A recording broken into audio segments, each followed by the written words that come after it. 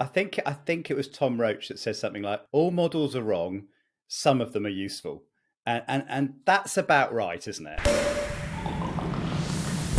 This guy who was talking about measurement, and very, very experienced guy in the tech world. And you know what tech people are like when they're measuring, a customer acquisition and all those kind of digital channels. You get so much data, you could really get lost in it, and to your detriment as well. So there's this funny one where at the beginning, this person just goes, "Oh, look, all KPIs or metrics are just directional anyway. So use them, but also."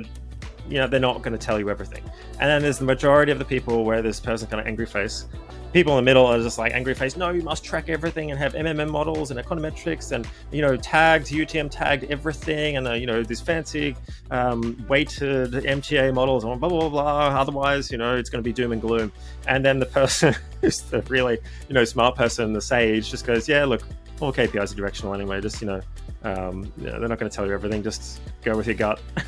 I think it was Tom Roach that says something like, "All models are wrong, some of them are useful," and that's about right, isn't it? And I mean, I've done the full MMM in my career. I've also done some overnight super fast testing at the other extreme, and it doesn't get more predictive the more data you go into. It feels like going into a wood that gets thicker and thicker, and you get more and more lost in it. So analysis paralysis, right? It is, and it gets slower. I mean, that's the thing I found is that with an MMM, often it's months and months after the campaign's run. We've seen the effective market. We've seen people vote with their wallets.